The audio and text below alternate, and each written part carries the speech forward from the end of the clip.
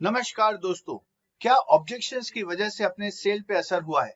आज हम लोग ऑब्जेक्शंस को कैसे डील करना उसके बारे में देखेंगे। My name is Amit Kothari and I welcome you on this particular video.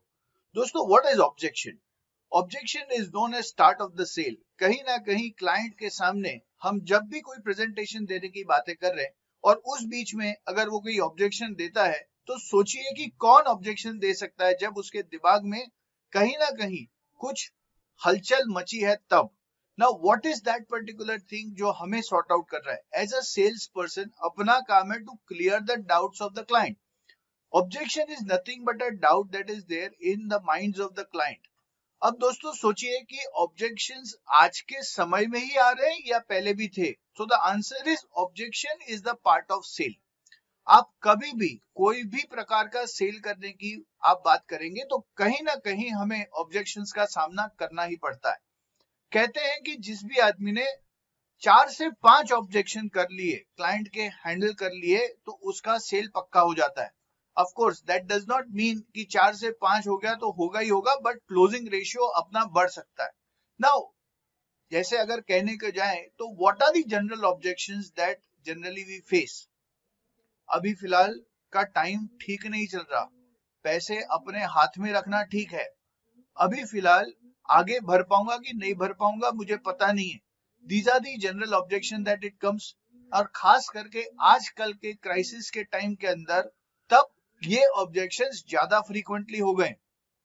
दोस्तों, मैं हमेशा कहता हूं objection is a good news, it is never a bad news. So पहला काम अपना क्या है दैट अगर हम क्लाइंट को जाकर मिलते हैं तो इस प्रकार का ऑब्जेक्शन आना ही आना है। So the first foremost is it's a good news that you have visited a client and that is why there has been an objection.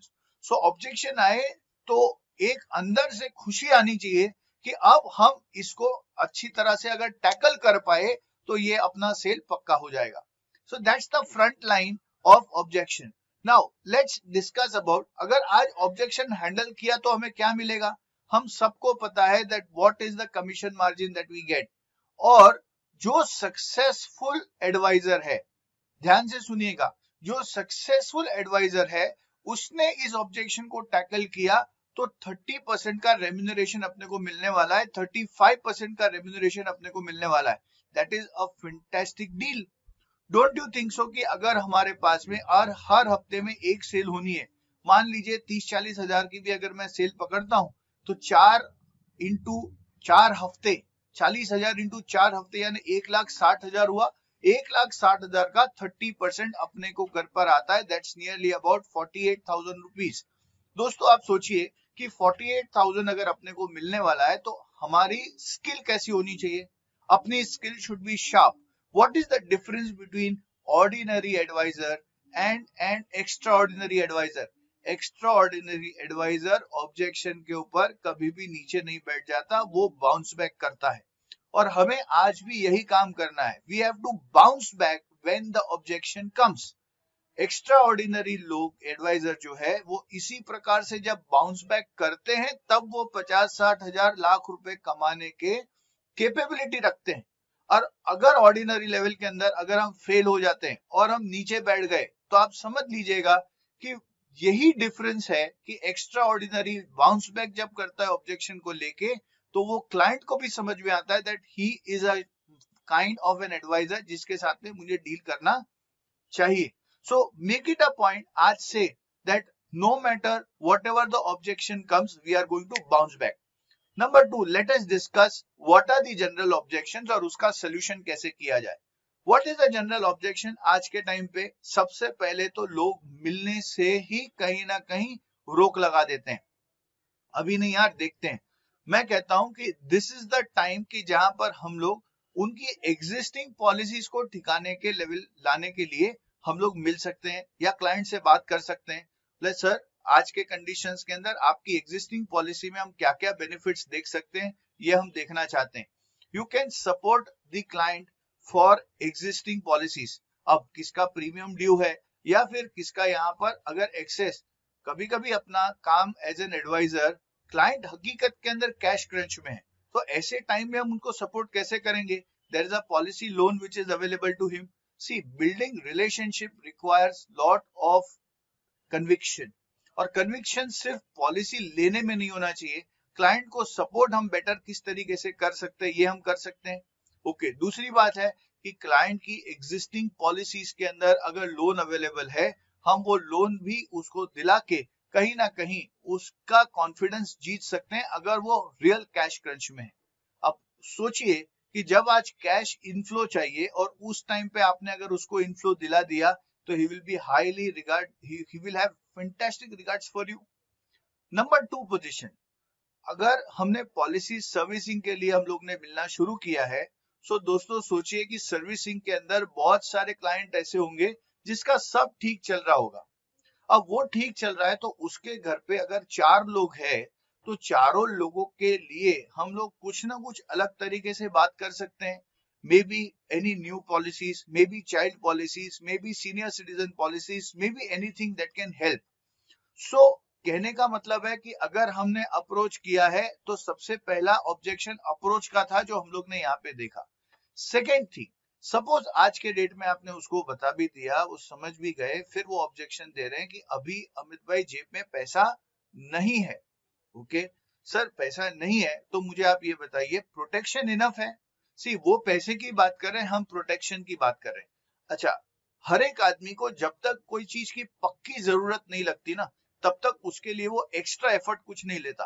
पर अगर हमने ये बता दिया सर पैसे नहीं है, अगर आज आप ये बात बता रहे हो, sir do you think that the protection is enough? बोले अमित भाई पर पैसा नहीं है तो प्रोटेक्शन किधर से करेंगे? बोला सर यही मैं एग्जैक्टली कहना चाहता हूँ, इंश्योरेंस प्रोडक्ट ही उस चीज का है कि न करे भगवान, और अगर आज ऐसी कोई सिचुएशन आ जाती है तो आप तो अभी फिलहाल हैं और आप कह रहे हैं पैसा नहीं है, कल उठ के फैमिली इसके बारे में क्या करेगी? Do you think that the condition will be better और वर्स्ट? सी कभी भी कोई भी ऑब्जेक्शन हैंडल करना है ना, तो प्लस और माइनस ये दोनों दिखाना है, पर हमें माइनस नहीं बोलना है, हमें क्लाइंट के सामने ओपन एंडेड रख देना है। Sir what do you feel? It will be good और इट विल बी बैड। मैंने क्लाइंट के सामने ऑब्जेक्शन रखा है, अब उसने मुझे ऑब्जेक्शन दिया था, मैंने उसको ऑब्जेक्शन दे दिया है, मैंने उसका बॉल उसी के हाथ में दे दिया है। अगर वो बॉल को अगर हमने हाथ में रखा, ऑब्जेक्शन यानी बॉल है, कैच कैच खेलते थे ना हम लोग छोटे थे तब, उस टाइम पे अगर हमें कुछ ने बॉल फेंका और हमने पकड़ लिया तो वो बॉल अपने हाथ में आ गया। पर मान लीजिए उसने ऑब्जेक्शन का बॉल अपने हाथ में दिया और हमने सामने से बाउंस बैक करके उसी का क्वेश्चन उसी के पास डाल दिया, तो क्या होगा? कहीं ना कहीं उसे जब हैंडल करना है दोस्तों, जिस आदमी के पास ऑब्जेक्शन है उसे के पास ही इसका सोल्यूशन है। You do not have any solution. वो मैजिशियन हम लोग नहीं है कि अंदर से कुछ निकालेंगे और कुछ सोल्यूशन आ जाएगा। Solution is nothing but clarity of thoughts, जो अपने को क्लाइंट के पास से दिलाना है with the help of different things. एक बहुत अच्छी किताब है question are the answers by Allan Pease. Allan Pease is an master person जिसने ऑब्जेक्शन हैंडलिंग के ऊपर ये किताब लिखी थी, जिसके अंदर उन्होंने बहुत बढ़िया तरीके से बताया है कि जिस भी आदमी के पास में कोई भी ऑब्जेक्शन है उसके पास कहीं ना कहीं कोई सटल वे में इसका सोल्यूशन है, पर वो अपने से रिकन्फर्म कराना चाहता है। इसीलिए जब क्लाइंट कहता है कि मेरी जेब में पैसा नहीं है, तो हमें सामने से उसे पूछना है, सर आप बोल रहे हो वो बिल्कुल सही है, मैं मान भी लेता हूँ, पर सोचिए सर आज के डेट में क्या आपको लगता है इतना इनफ प्रोटेक्शन है? क्योंकि आप अकेले व्यक्ति हो, फैमिली की इनकम कमाने वाले, और कल उठ के न करे नारायण एक का दूसरा हुआ तो ये फैमिली किसके ऊपर डिपेंड करेगी? दोस्तों ये अगर हमने आज पॉलिसी लिया, मे बी तभी टर्म इंश्योरेंस आप प्रपोज करते हैं या may be any different plan that आपने उसको जो सजेस्ट किया होगा वो, बट इमेजिन कि जब क्लाइंट के सामने ये दोनों ऑब्जेक्शन आते, दोनों आप ऑप्शंस दिखा रहे हो, let him choose the option that he feels fine. एक क्लाइंट ने मुझे बोल दिया, अरे अमित भाई आप ऐसे कंडीशंस के अंदर भी अपने फायदे की बात कर रहे हो।